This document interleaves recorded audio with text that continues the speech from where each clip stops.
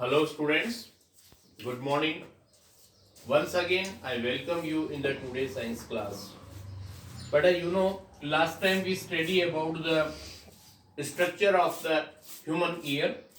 Now we are going to start our new topic, that is the characteristic of a sound. Sound के क्या characteristics होते हैं उसके बारे में हम बात कर रहे हैं बेटा। ध्यान से सुनना, हमने दो टॉपिक पर पहले डिस्कस कर चुके बेटा। First number that is the amplitude और नेक्स्ट नंबर फ्रीक्वेंसी। तो करेक्टरिस्टिक ऑफ साउंड की अगर हम बात करें तो इन दो टॉपिक को बारे में हमें नॉलेज होनी चाहिए, that is the frequency and the amplitude. ये दोनों ही करेक्टरिस्टिक ऑफ साउंड को शो करते हैं। अब उसकी आगे कोई बात करने से पहले हम एक बात समझते हैं बेटा, what do you mean by the loudness of a sound. Loudness of a sound को समझने के लिए हमने काम किया। फर्स्ट नंबर, एक ग्लास टम्बलर ले लिया हमने ये, और with the help of a spoon we strike it, एक चम्मच की हेल्प से हम इसको, sorry this is the metallic glass,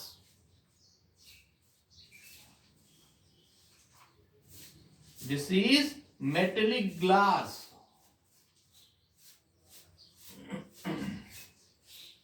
This is metallic glass और ये होगी आपके पास स्पून। इससे आप हल्का सा बीटिंग करिए और उसको साउंड को हम सुनने की कोशिश करें। दोबारा, पहले अपन ने जिस पावर से, जिस स्ट्रेंथ से बीटिंग किया था स्पून से मेटेलिक ग्लास को, उससे ज्यादा पावर से हम ग्लास को बीटिंग करते हैं।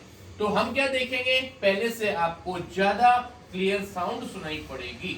मतलब दोनों साउंड को हम कंपेयर करें तो बाद वाली जो साउंड आएगी वो ज्यादा क्लियर आएगी और पहले वाली जो साउंड थी वो उसके कंपैरिजन में थोड़ी सी कम रहेगी। इसका मतलब क्या हुआ कि loudness of a sound is depend on it's amplitude. मतलब कि लाउडनेस और एम्पलीट्यूड दोनों में एक रिलेशन है। दैट इज द लाउडनेस अगर ज्यादा है, that means more, that is the larger amplitude, larger amplitude.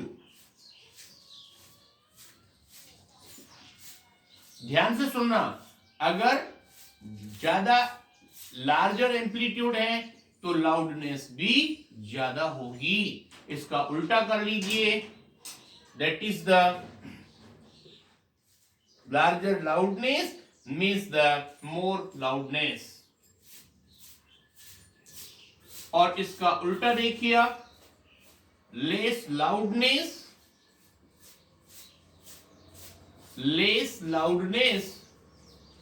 then what, less amplitude। इतनी बात समझ में आ गई। मतलब कि दोनों प्रीपोस्टरल में चलेंगे। अगर लाउडनेस ज्यादा है तो एम्पलीट्यूड ज्यादा होगा, मतलब एम्पलीट्यूड ज्यादा है तो लाउडनेस ज्यादा होगी, एम्पलीट्यूड कम है तो लाउडनेस भी कम होगी। और इसकी फॉर्म चलती है बेटा स्क्वायर में। अगर आपके पास सपोज करो एम्पलीट्यूड आपका 3x है तो उसकी जो लाउडनेस होगी ना, वो लाउडनेस कितनी हो जाएगी, 3x स्क्वायर। मतलब कि that is the 9x square हो जाएगी, स्क्वायर के इक्वल चलेगा। अगर यहां पर आप इसको 4x करते हैं तो ये आपके पास दैट इज द 4x का स्क्वायर करेंगे तो साउंड कितनी हो जाएगी, 16 टाइम्स लार्जर। मतलब ये एम्पलीट्यूड की वैल्यू सपोज ये है तो लाउडनेस इतनी होगी, स्क्वायर की फॉर्म में बढ़ेगी मतलब। और उसके बाद कुछ बात और करें हम, loudness of sound is measured in 1 unit that is decibel. यहां पर देखना बेटा, loudness of sound is measured in decibel, short form that is dB। मतलब कि लाउडनेस ऑफ साउंड को मेजर करने के लिए जो यूनिट होगी उसको डेसिबल या डीबी बोला जाता है। एक इंपॉर्टेंट प्रिकॉशंस हम आपको बता रहे हैं बेटा, never put A sharp pointed and hard object into your year, it can damage two ear drum which can impair hearing. मतलब कभी भी अगर अपने ह्यूमन ईयर में कोई प्रॉब्लम होती है तो कोई अपनी फिंगर वगैरह शार्प पॉइंटेड ऑब्जेक्ट वगैरह नहीं डालें। बाय मिस्टेक अगर ईयर ड्रम डैमेज हो गया तो आपको सुनने में कुछ ट्रबल हो सकती है, डिफनेस हो सकती है, इसलिए अलग से ईयरबड्स आती हैं, उन ईयरबड्स को हमें यूज करना चाहिए। दूसरी बात और सुनना, अगर ये मतलब 80 डेसिबल के ऊपर की जो भी साउंड होती है, इससे ज्यादा की जो भी साउंड होगी, that gives the pain, it is painful। कभी अपन बहुत तेज साउंड सुन रहे होते हैं तो वो मतलब 80 डेसिबल तक तो कोई ट्रबल नहीं है, लेकिन 80 डेसिबल से ऊपर की जो साउंड होगी वो फिजिकली पेन देने का काम करेगी, दैट इज पेनफुल होगी। एक बात और सुनना, एक यहां पर एक फ्रीक्वेंसी रेंज बता रहा हूं मैं। एक साइंटिस्ट थे नेम दैट इज द गैलॉन्स, उन्होंने एक स्पेशल टाइप की व्हिसिल बनाई और वो डॉग्स और कैट्स को ट्रेंड करने के लिए बनाई। मतलब कौन सी फ्रीक्वेंसी में डॉग्स और कैट्स समझ सकते हैं, ये एक साइंटिस्ट थे दैट इज नेम गैलॉन्स, और उन्होंने कैट और डॉग्स को ट्रेंड करने के लिए पर्टिकुलर साइज फ्रीक्वेंसी की रेंज को डिसाइडेड किया, और वो थी बेटा that is 16,000 to 22,000। That is the range of the Galton's whistle.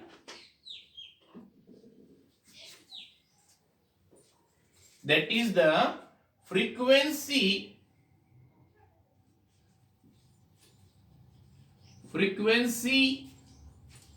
range of Gallon's whistle, Galton's, is that is 16,000 hertz to that is 22,000 hertz। 22,000 hertz, ये भी नोट करने लायक बात है। Frequency range of the Galton's whistle जो होती है वो 16,000 से 22,000 तक होती है, और ये काम आती है to trained dogs and cats. इतनी बात याद रखोगे। इतनी बात समझ में आने के बाद हम साउंड के दूसरे फीचर की बात करते हैं, दूसरे कैरेक्टरिस्टिक की बात करते हैं, that is the frequency of sound क्या होता है। देखो, जिस तरह से अपन ने एम्पलीट्यूड के बारे में पढ़ा, उसी तरह से हम फ्रीक्वेंसी के बारे में बात करते हैं। ध्यान से देखिए क्या लिखा है।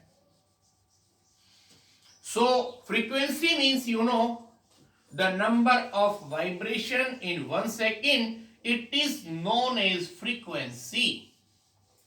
यहां पर अब बात कर रहे हैं फ्रीक्वेंसी के बारे में, तो फ्रीक्वेंसी के रिगार्डिंग जो साउंड का पॉइंट होगा दैट इज द पिच।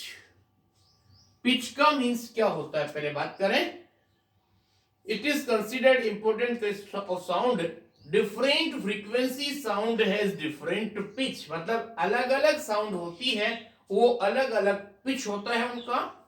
ध्यान से देखना, sound shrill voice of A baby, एक छोटा बेबी है उसकी जो चीखने की आवाज होगी उसको श्रिल वॉइस बोलेंगे, और एक जो एडल्ट पर्सन जो बोलेगा उसको बोलेंगे हम what is the deep voice.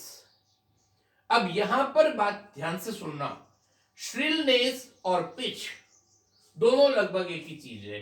Shrillness और pitch of the sound produce is determined by the frequency of vibrating body. मतलब पिच या जो फ्रीक्वेंसी होगी उसको हम किससे ऑब्जर्व करेंगे? With the help of frequency. मतलब कहने का क्या हुआ? Higher the frequency higher is the pitch. मतलब कि अगर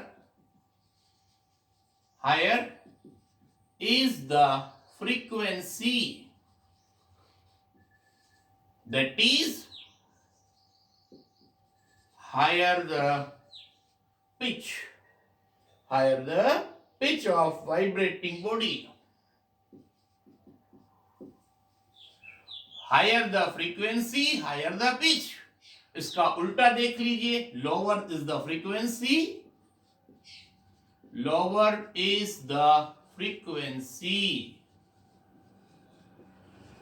that means lower the pitch। इतनी बात समझ में आ गई आपको? Okay, lower is the frequency lower is the pitch. ये इतनी बात समझ में आने के बाद एक एग्जांपल की बात हम करें। आपको दो तरह की साउंड सुनाई जाती है। For example voice of a child और अ वुमन। आपके पास एक वॉइस आपको साउंड जो एक चाइल्ड और वुमन की सुनाई जाती है, उसकी फ्रीक्वेंसी होगी higher, that is the higher frequency. और हायर फ्रीक्वेंसी होगी तो इस तरह की वॉइस, मतलब जितनी ज्यादा फ्रीक्वेंसी होगी उतना ही ज्यादा श्रिल वॉइस होगी। वॉइस के टू टाइप्स हो गए, ज्यादा फ्रीक्वेंसी है ज्यादा पिच होगा। Means the voice of a child और a woman is more shrill. On the other hand, voice of a man has low frequency, so the voice of man is deep। इसकी बात समझ में आ गई? और इसी तरह की बात हम यहां पर कर रहे हैं कि आपके पास ड्रम है, ढोलक वगैरह कुछ भी होती है, तो उनकी जब मेम्ब्रेन स्ट्रेच्ड होती है, ध्यान से सुनना, the stretched membrane of a drum sound that produce the low frequency mean low pitch sound. और अगर विशिल की आप बात करें तो ज्यादा फ्रीक्वेंसी होती है तो हाई पिच साउंड होगी। और you know that every day we are hearing the voice of different animals, birds, voice of their babies, और we can easily feel them. बेटा एक लास्ट इंपॉर्टेंट बात हम बता रहे हैं आज की, that is about the audible. और इसमें एक टेबल बनी है, उसको आप खुद स्टडी करना, difference between the loudness and pitch. Okay, और अब हम इसके नेक्स्ट टॉपिक पर बात करते हैं, दैट इज द ऑडिएबल और इनऑडिएबल साउंड। ध्यान से सुनना। First we study about the audible sound.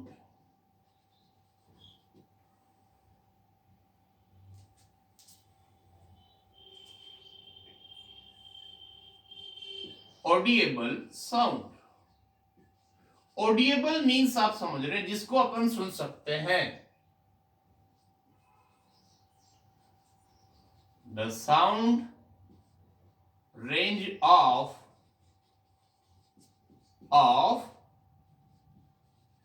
Frequency range from 20 to 20,000 hertz is called audible sound, audible range of sound।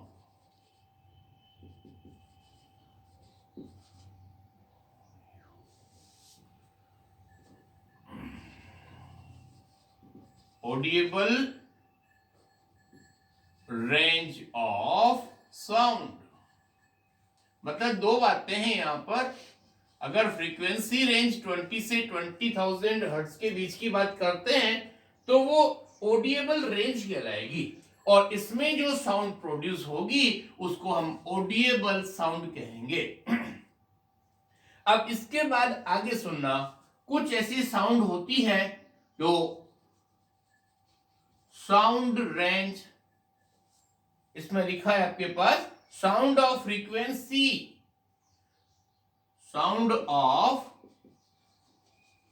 frequency less than 20 hertz and more than 20,000 hertz is known as inaudible sound.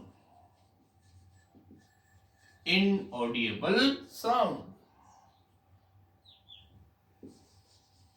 इतनी बात समझ में आ गई। अब inaudible sound की बात समझ में आ गई आपको ये, और यहां पर थी आपके पास audible sound, that is the audible sound. और यहां पर क्या होगा, इनऑडिएबल। अब इनऑडिएबल में भी टू टाइप्स होती हैं आपके पास। इसमें होगा the sound range of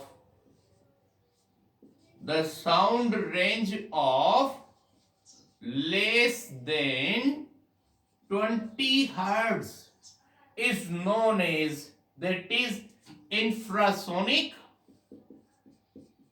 is known as infrasonic और सबसोनिक। ध्यान से सुनना, मतलब जो 20 हर्ट्ज से नीचे की जो साउंड होती है उसको इंफ्रासोनिक या सबसोनिक कहा जाता है। और इसमें होगा द साउंड रेंज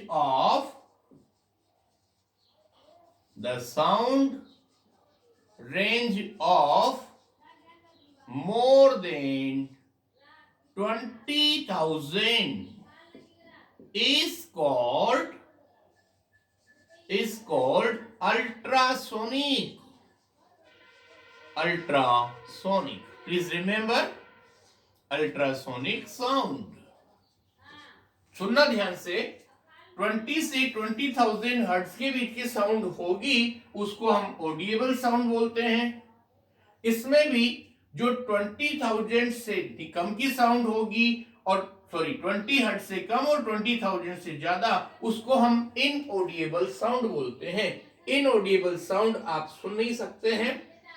और उसके बाद इनऑडिएबल साउंड में टू टाइप्स है। अगर लेस देन यहां पर 20 हर्ट्ज लिखा जाता है तो उसको इंफ्रासोनिक या सबसोनिक कहा जाता है। और अगर 20,000 से ज्यादा की फ्रीक्वेंसी होती है, मतलब मोर देन 20,000, तो उसको अल्ट्रासोनिक साउंड कहा जाता है। ध्यान से सुनना, कुछ एनिमल्स होते हैं डॉग, और have their ability to have very high pitched sound, that is ultrasonic sound. Dolphin, ये सब अपने शिकार को ढूंढने के लिए ऐसा कुछ करते हैं। ओके, कल हम आपको बताएंगे technical application of ultrasonic sound. Okay, thank you very much.